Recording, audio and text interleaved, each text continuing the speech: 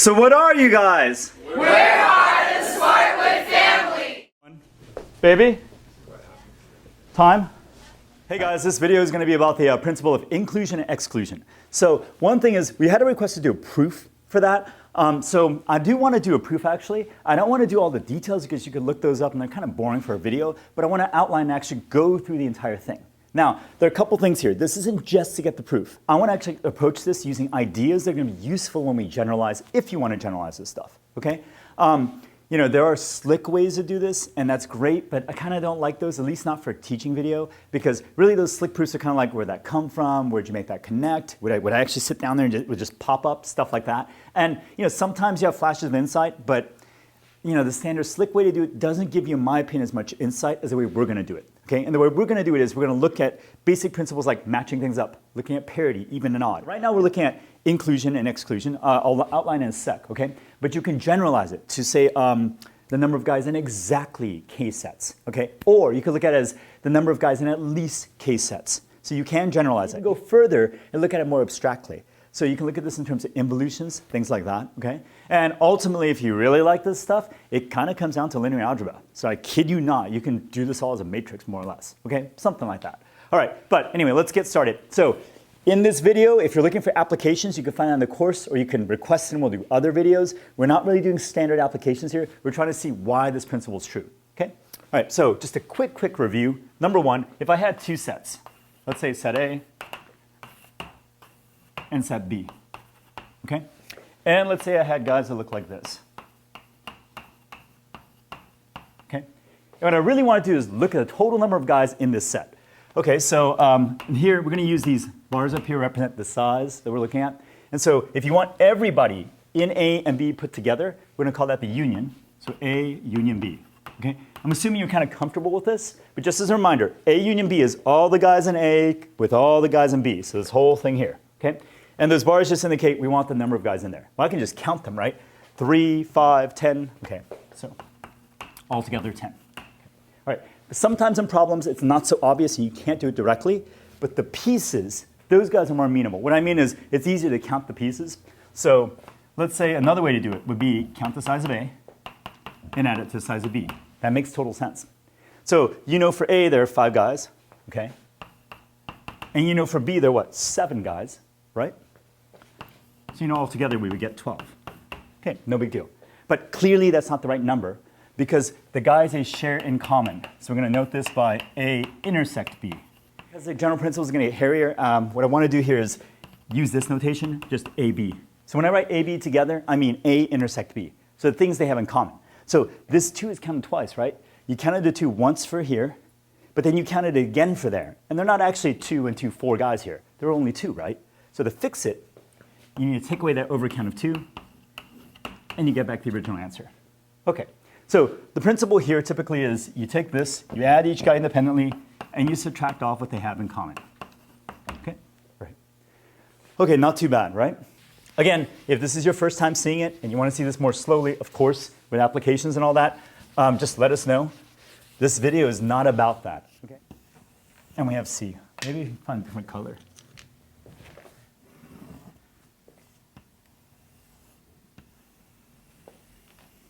Okay, but now let's look at 3 guys. Okay, so if I had 3 guys, and I have A, B, C, and let's keep the numbers small here, like this. Okay, and I want to know how many guys are in the union of A, B, and C. Well, number one is we can count them. 1, 2, 3, 4, 5, 6, 7, 8, 9, 10, 11, 12. 12 guys. So altogether we have 12. Okay, no big deal. All right, but now what I want to do is I want to look at this and I want to try it the other way, where we break in the pieces. So the naive version would be, let's just add them together. Okay, so A is going to have what? 3, 6, 8. B is going to have 3, 5, 8 again.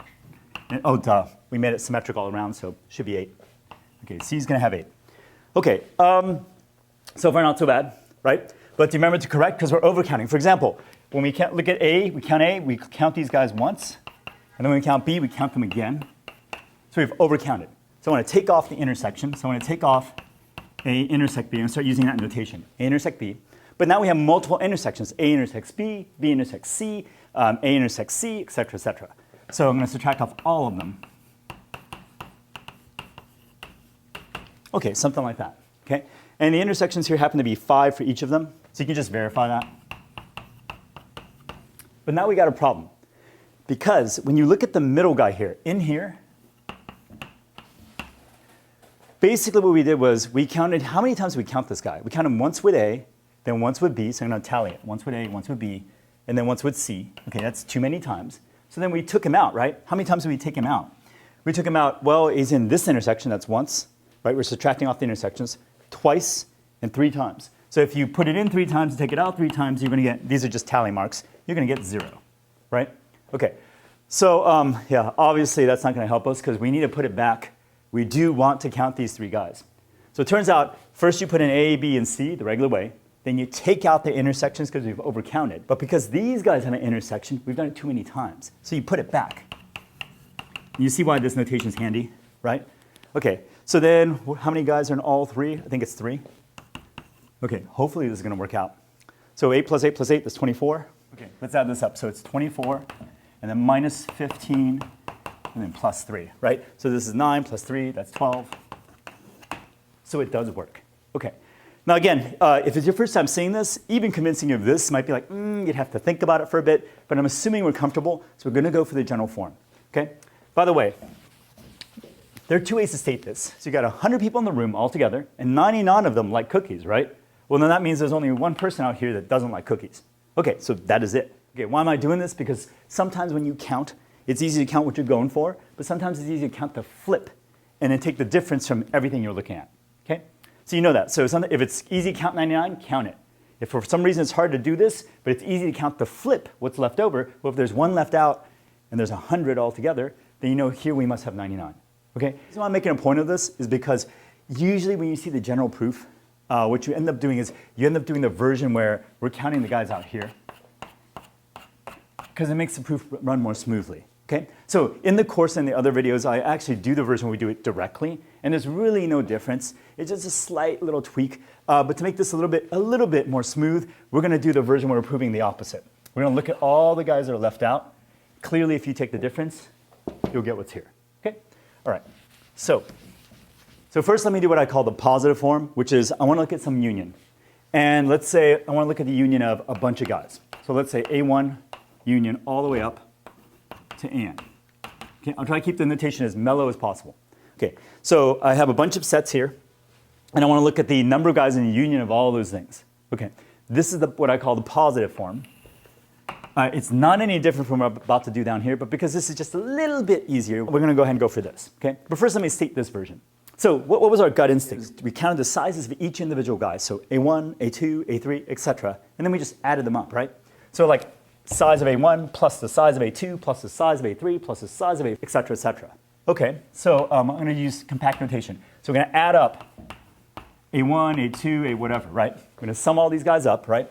So you take the size of A1, you add it to the size of A2, add it to the size of A3, et cetera, as I goes from 1 up to n. So for all those guys. And the pattern seemed to be, what did we do? We added them, we overcounted, so we take out guys. So we're going to subtract off. Okay, what are we going to subtract off? Every single intersection of 2 of them, right? Okay, so that's going to be A, I, A, J. And the thing is, you can intersect yourself. Well, you can, but we're not going to count that. So we need like A1 intersect A2, not A1 intersect A1. So we're just going to make sure that I and J are different.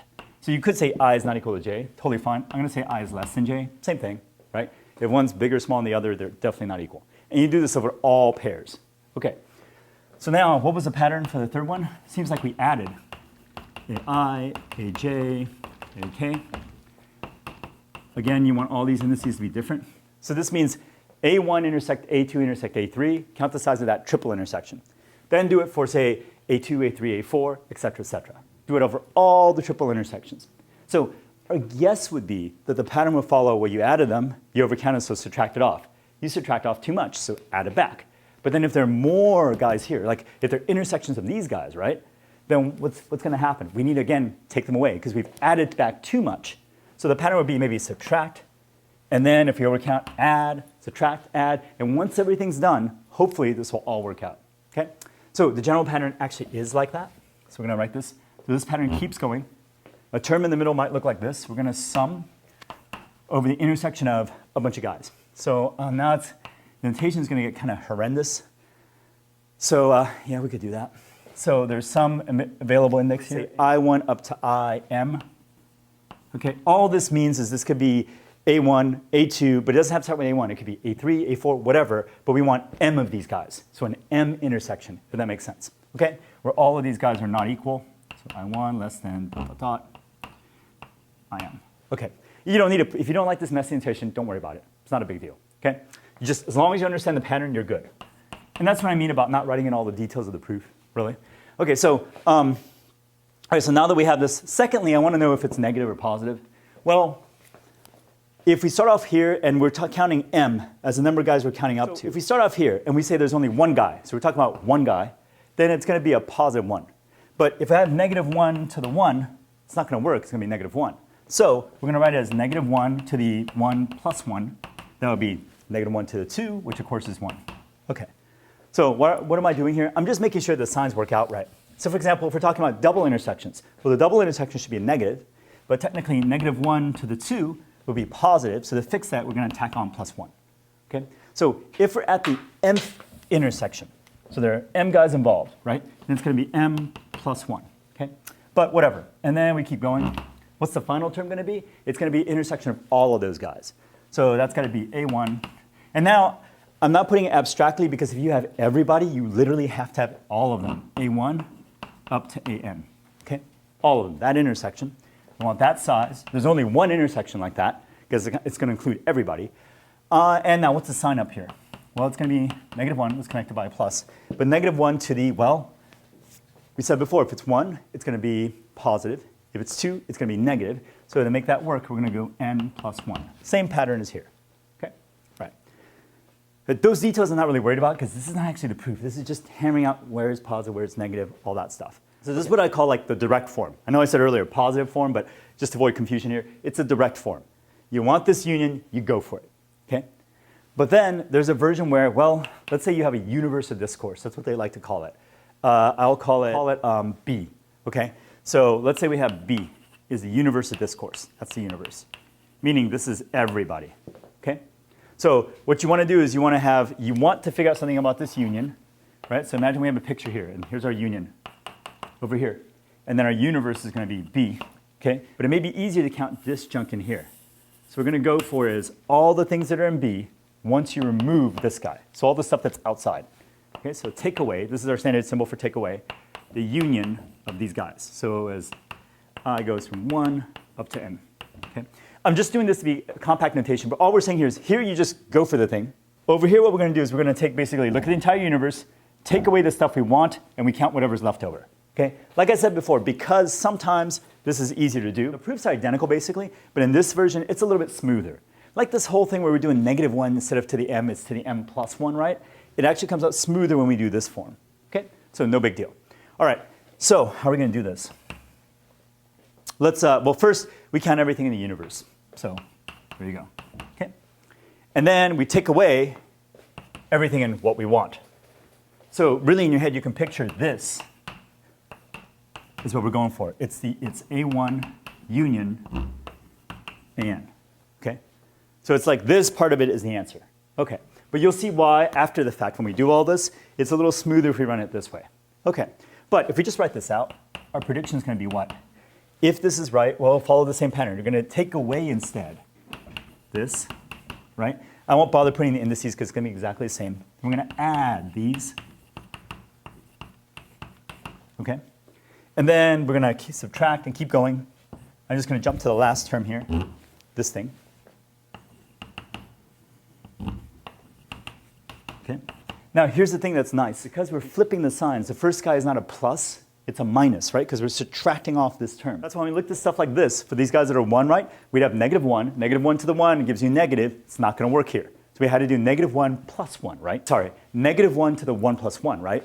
Just like over here in the end, we had n plus 1. That's why when we did this, right, it was a pain because you had negative 1 to the 1 would give you negative. That didn't work. So we had to do negative 1 to the 1 plus 1. over in the end, right, we had this guy would be negative 1 to the 2 plus 1, negative 1 to the n plus 1, negative 1 to the n plus 1, right? Here, you see what I mean? It's a little bit slicker or smoother because this thing is going to be, well, the first guy here is actually going to be negative, so it's negative 1 to the 1. It works. So here in the final term, we can just put n. Okay. All right, so what's our goal? We're going to go for this thing. Okay? All right. And once we have the answer, I mean, this is what we want, so we can just flip the signs and get the answer for this thing. Okay? No big deal. All right, so I talked about general strategies. There are two key general strategies I'm going to push here. The first one is this idea of, well, it's kind of hard to say, hey, this is equal to all this crud, right? Okay, but that's a lot of work. So a general theme, a general strategy I want to push here is when it's hard to see right away whether this is equal to that, we just look at one guy at a time. So what's the strategy going to be then? So our theme is we look at one thing. So we look at a guy over here, and we show how many times it's counted on the left, and then we show using this procedure, it's counted the same number of times on the right. So for, say, element A, it's counted the same left and right, and element B, it's counted the same number of times left and right. Then all the elements are counted the same way, right, or the same number of times. Then for sure, these two numbers are going to be equal. Does everybody see that? That's a key point strategically. Instead of going for the whole at once because it's complicated, we pick an individual guy and we say, if you count it using this method, you get this answer. If you count it using this method, you get the same answer. And that's true for every individual element. Therefore, it's true overall. Okay? Okay. All right, so that's strategy one. Strategy two is going to come up a little bit later. Strategy two is actually the one I think is key to generalizing this stuff. Okay? But first, let's start with this. If you take a guy that's, say, in here, hanging out in there, a guy hanging out here basically is in this, right? By definition, this is what we have in this picture. It's B, take away this union. So B, take away this union gives you guys over here. So let's look at this. Let's do the easy part first. If you're here, then by definition, you're in B, take away this union. But that's what this is. So if you just counted the guys where it's B, take away the union, how many guys do you have? An individual guy alpha over here, we'd be counting here one time. Now, where's it going to appear over here? Well, this is just literally counting the size of B. So if you're counting all the guys in B, you would definitely count alpha, and you count them just one time. Right? You're just counting everybody. You're counting guys in here too, but they're not alpha. So it's fine. So you see alpha here one time. Does everybody see that? Okay. What about over here? This is actually pretty mellow, right? Because what happens is that if alpha is here, then it's outside the union, which means it can't be in any part of this union. But A1 is in the union. A2 is in the union, right? These sets, right? So these guys are in the union. That's in the union. So there's no way alpha can be in any one of those. Because by definition, all of these guys belong in here, and alpha's outside of that. So this would be a 0. Again, just to make that clear. So if you're alpha and you're outside the union, we count you once on the left, once on the right, easy. So now the kind of the hard part. The hard part's going to be this. What if you're in the union? So let's pick a guy. Let's call him alpha 2. And he's in the union. Okay. Well, how many times should you be counted here? Well, this counts what? B, take away the union. So by definition, would you even see him in this set? You would not. So he would be counted 0 times. Does everybody see that? By definition, this is B, take away the union. And if I pick a guy in here, you won't even see him because we're only counting the things that are not in the union. So you'd see him 0 times. Okay? So where is this guy in B? Well, even though this guy is in B, take away the union, he's still technically in B, right? So you would count him here actually one time. Do I see that? Okay. So then what does that mean? In order for this equation to work, that means you count him 0 overall. You count him one time over here. So this whole thing must effectively count him -1 times. It sounds weird, but maybe it's going to happen. Okay? If we were doing what I call the direct approach, we'd actually focus on this. And we'd go for that right away. But what's really nice about this is we can put all this together. So we just want to show this whole thing is 0. I know that's the same thing, but sometimes when you frame it this way, it makes it easier. So our goal is to show that when you do all this crud here, you're going to get 0. Okay? All right. All right. So let's pick a guy. Okay, so let's pick alpha. I know earlier I said alpha was not in the union, but I'm just going to relabel this guy. We can call him a different letter, but we're starting to use too many letters. So I'm going to pick some random guy alpha, and let's have him be in the union of the AIs. Okay, so he's in there. Okay. And I want more things though. Remember, here's the beauty of this. If you try to show this all at once, it could be tough. So what we're going to do is we're going to focus just on this alpha. That's a distinct guy. So if you know that you have a specific alpha, you can look at every single set he's in. Now, he might be in every set. That's fine. Then we'll say that alpha is literally in all the AIs, A1 to AN. But he might not be. So I'm going to make it general. So let's say alpha is in, let's call it K. K sets, exactly, okay?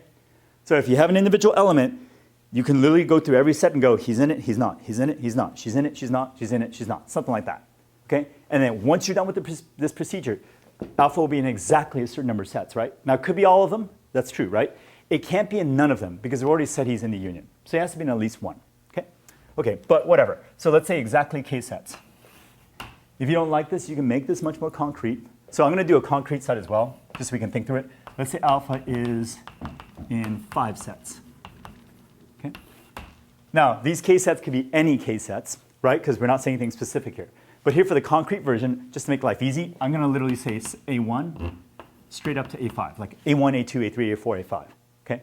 That doesn't have to be the case, but just to make it concrete so I can visualize what's going on here. Okay. So now let's keep this going. All right.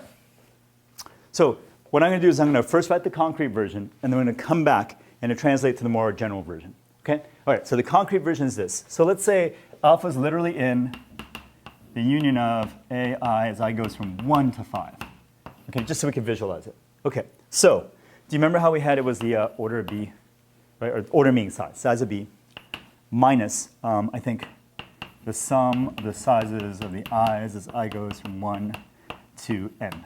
Okay, and then I'm just going to write the first few terms. Plus, oh, it's kind of a pain, it's going all the way up to 5. Let's do a couple. I less than j for AI, aj. These guys, this is actually going to be, yeah, good. And then all the way up to that, whatever, quintuple intersection for the 5 guys here. Okay, but now, what's the sign of it? Well, if it were 1, it'd be a negative. If it were 2, it'd be positive. So if it's 5 guys, well, -1 to the 5, or to the 5th, we'll make this -1. So it's going to be a negative at the end. Okay. Anyway, so let's go through this. Well, alpha is definitely in the universe, so you're going to count alpha one time here. Okay. Alpha, remember, this is actually a sum over all the n sets. But in a concrete example, let's say n is, I don't know. Oh, by the way, my bad. You might be like, he's making a mistake here. Because doesn't it go all the way up? You're right. It could go all the way up. It does go all the way up from A to N. Okay? And if you want to make it concrete, let's pick N to be 10. Okay? I'm skipping all that stuff. And I still need to figure out this guy, the 10, etc. The reason why I didn't include it was this.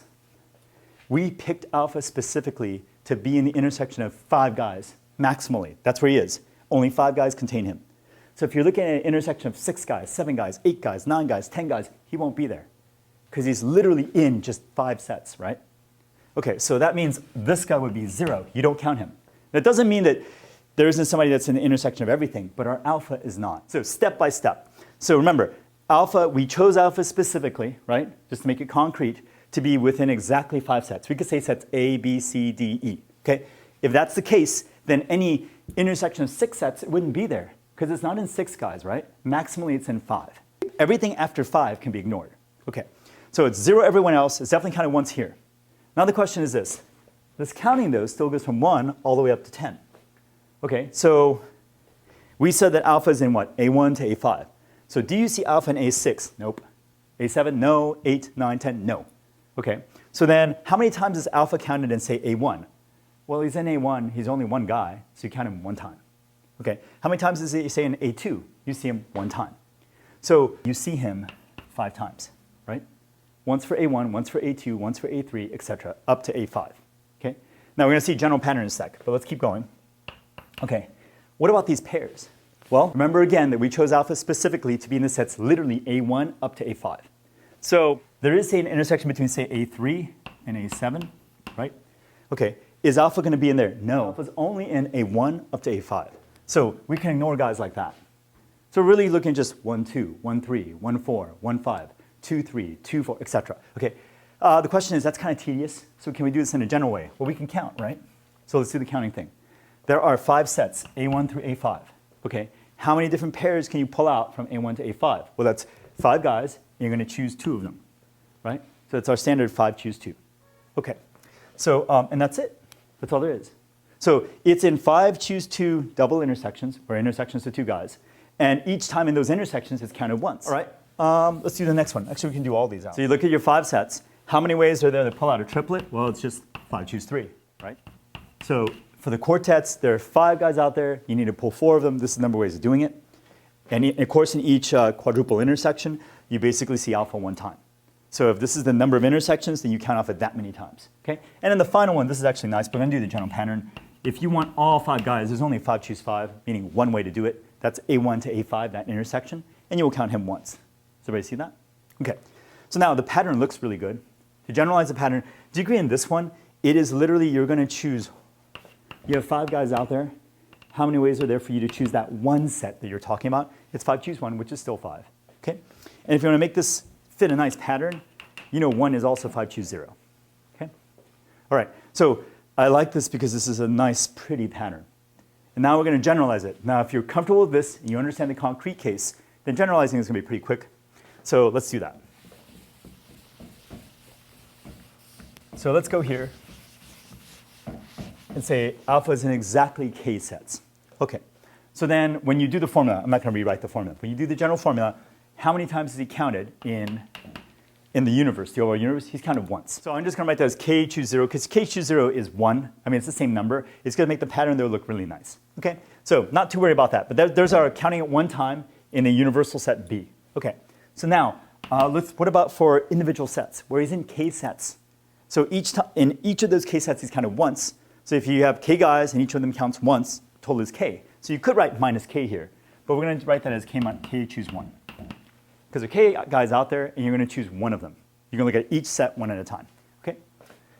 All right, so now, what about for intersections, right? Between 2 guys. You count them once for each intersection, right?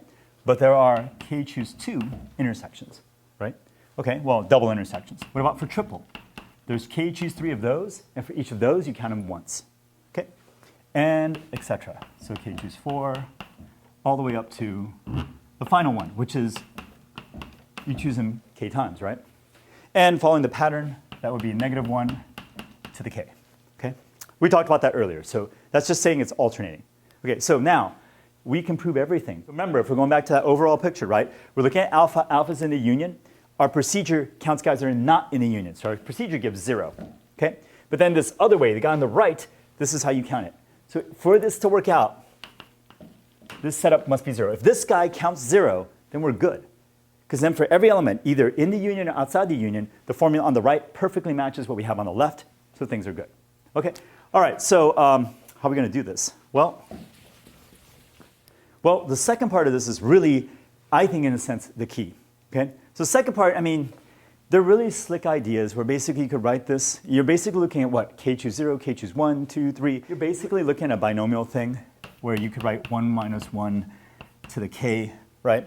And if you write this, if you're not familiar with this, don't worry about it. But this is very slick and very fast. I just don't think it gives you much insight. So like I said before, we're going to do this in a slightly longer fashion, but I think it's worth our time because this principle will help us later on if you want to generalize. And on top of that, it's just a good thing to have in your bag of tricks, right? So we're going to show like guys over here match with guys over there, so they must be the same size. Okay? Now it's related to this whole thing about positives and negatives, because if you want it to sum to 0, well, if you just take all the positives here and add them up to some number, and let's say they add up to, say, I don't know, 100, and you take all the negatives here and add them up to some number, let's say negative 100, right? Then clearly if you put them together, you'll get 0. So ultimately what we're going to say is we're going to say the number, right? The absolute number for the positive guys and the number, not worrying about that negative sign, for the negative guys, they're the same. So when you put them together, positive, negative, you'll get 0. Okay? It also lines up with even and odd, because it turns out the guys over here, they're even, are going to be positive, so I'm going to write this as even. And the guys that are going to be negative are odd, so I'm going to write this as odd. Okay? That's this idea of parity, even and odd. Okay, so really the way to do it is this. So let me make sure there's no confusion if you're actually really thinking about this. In our concrete example, we had A1, A2, A3, A4, and A5, right? And we counted, say, double intersections. That's what this guy represents, the number of double intersections, right? Then guys that we got look like this, A1, A2, right? A4, A5, etc. Okay. The language is going to get very, very confusing because we're dealing with sets here, blah, blah, blah, blah, blah. And I'm going to start saying like, okay, imagine a distinguished set in this collection of sets. It'll be really confusing. So I think it's actually clear if we do this. Everybody understands what we're talking about here, right? We have our 5 guys in the concrete example. When we look at the number of double intersections, we're actually counting guys that look like this. So this would be one double intersection, there'd be another, and another, et cetera, et cetera. Does everybody see that? Okay. So to keep it clean, what I'm going to do is this. I'm going to imagine, even though each element in here is a set, right? A1 is a set, A2 is a set, et cetera. I'm going to think of them as elements of a set of 5 guys. So I'm going to imagine this is A1, A2, A3, A4, A5. So what we really got is we've got a big set of size 5 with 5 elements. And these elements happen to be A1, A2, A3, A4, A5. It's just a relabeling. Okay? If that bugs you, don't worry about it. It's just that it's going to be much easier if I start saying individual elements versus the entire set versus saying something like, here's one set from the collection of sets. It's just kind of a pain in the butt. Okay? And these double intersections, these would be subsets of 2 guys, right? So this, is, for example, would be A1 and A2. And of course, this would be A4 and A5, 2 elements, element A4 and element A5, forming a set of size 2. Okay? All right. I just want to do that because it'll be much easier to talk and like follow this if we think of these guys as elements, and then we have a set of 5 guys here. Okay? Now, in this setup here in general, it's going to be a set consisting of k guys, where we have k individual elements. Okay? All right. And do you agree that if I wanted to argue something, I could literally say, hey, focus on one guy, like focus on A1, like a distinguished element of that set, right? We're going to do exactly the same thing. Okay? But instead of calling it A1, we're going to call them Rila. Okay? Or we're going to call her Rila. Okay, so let's do that. All right, so first things first. We want to make sure that the number of even guys equals the number of odd guys. If we can show that, then we show the positives equal the negatives in this sense, and it's definitely going to sum to 0. Okay, so I'm going to look at the even guys on the left and the odd guys on the right. Okay? And we can imagine that what we have is let's see, third line, is a set over here that contains, it looks like 5, but just imagine it has k elements. Okay? So we're looking at k elements. So we've got this thing here with k elements. Okay. All right, so when we're talking about this, we're talking about choosing no element. Here, when we're talking about this, we're talking about choosing one element. Here, we're talking about choosing 2 elements. So like looking at the number of subsets that look like that, right? But remember, what that really represents is a double intersection. And a triple intersection would be like choosing these 3 sets to be the triple intersection. All right, I get it. All right, so let's do this. Let's pick one set from our K, distinguish it, and call it, say, Rila. Okay? So here's Rila. So we're going to divvy it up. So either you have Rila or you don't have Rila. Only 2 options, right? Every set out there is either going to have Rila or not have Rila. Okay? Set meaning collections of these guys. Okay. Sorry, I rewrote that because I wrote a bunch of guys. You just need 2. It's fine. Okay. All right. So we have a set here where you have an even number of elements, one of them being Rila. Okay. So how are we going to pair this up with a set that has an odd number of elements? So super mellow, we take Rila out. So if that's the case, we get something that looks like this. And that's definitely odd. So does everybody agree? If you look at all the even sets that contain Rila and you remove Rila, you're transforming it to an odd set, right? Or a set with an odd number of elements. Okay. Same thing down here. If you don't have Rila and you're even, what do? We just add Rila. So you have this, and now you have an odd set. That's it. So what are possible difficulties here? Well, first, do you guys agree?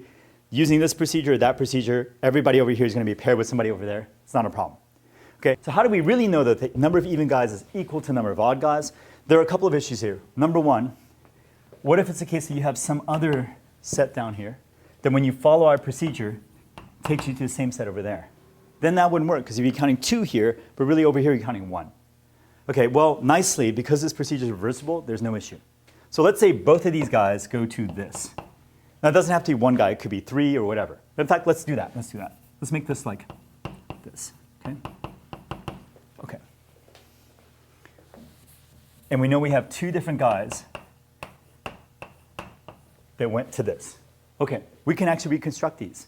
Because the procedure says take whatever guy you have here, remove Rila. So if you want to reconstruct these guys, all we do is take this thing, so you have to copy it, and now you just add back Rila. But if these guys both have this, right? And the only thing we changed going from left to right was removing Rila. If we add Rila back, we'll get the original sets. But you can clearly see these are the same, right? So it's not the case that 2 guys over here go to 1 over here. So there's no collapsing. So every even set is paired up with an odd set, either with Rila or without. And using the same logic down here, different guys over here, either side, go to different guys over there. Okay, no big deal. And top to bottom is very mellow because remember these guys had relay, these guys don't have relay, so they can't be the same. Okay. Now there's one other issue. The other issue is, how do we know that every odd set is hit? Well, we could argue that too, same logic, but just to practice other techniques, let's do this. By the way, if you've taken set theory and all that, then of course you like these ideas of one-to-one, being onto, et cetera, et cetera. Okay, but anyway, so let's do it this way. Now, since every one of these guys is definitely over here, so if there are 5 guys here, there are at least 5 guys here. The one issue might be there might be some odd sets that we're not reaching using our procedure. So I know at least that the size of the even guys here is less than or equal to the size of the odd guys. Okay? All right. Again, for some of you, you might be like, oh, I'm comfortable with this. I can see it. I believe it. Da, da, da. It's fine. I just want to go through slowly to make sure that if you're seeing this for the first time or confused about anything, it's just clear. Okay? We can do the reverse. We can do the argument where we start with all the odd sets that have ReLA. So actually, we could do it down here. And all the odd sets that don't have ReLA, right? Pretending the left side doesn't even exist. And we can create a procedure where we remove ReLA or we add ReLA. By the same sort of thinking, you would come up with even sets. Different guys over here would give you different guys over there, okay? Which means that the number of odd guys is less than or equal to even. If that's bugging you, it's more confusing, don't worry about it. But if you want to practice that idea, because this technique is employed in a lot of places, you look and you say, well, we're going from one side to the other. This fits inside here. Then you look the other way, we make exactly the same argument going this way, just happens to be the same argument. This fits inside there. And if that's the case, then we know nicely that these guys will be the same. Okay? I was going to say because we're dealing with finite sets, but actually, believe it or not, if you have an injection both ways, Schroeder-Bernstein, you get basically the same thing. But whatever. So here we know the number of even is equal to the number of odd. Okay? Let me clarify that. So I'm being sloppy here. What I'm saying is the number of even subsets that we're picking out over here is equal to the number of odd subsets over here. And that's the even guys are being counted like this, and the odd guys are being counted like that, right? So what we're saying now is all the even guys added up is equal to all the odd guys added up. Clearly then what does that mean? When you put them together, you get 0. So this is it. We are good. So we've shown that that's sum. Now if you want to make it formal, you can write it up. But we've shown that this sum here, the sum for k choose I, -1 to the I goes from 0 up to k, is definitely 0. Okay. Once you have that this whole thing goes to 0. Once you see that for every element on the left, it's counted exactly the same number of times on the right, right? And when that's true, you know those guys must count the same thing.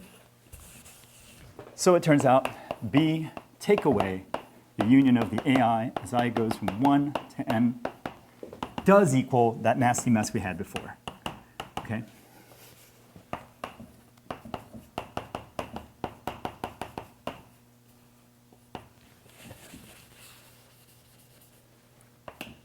Etc.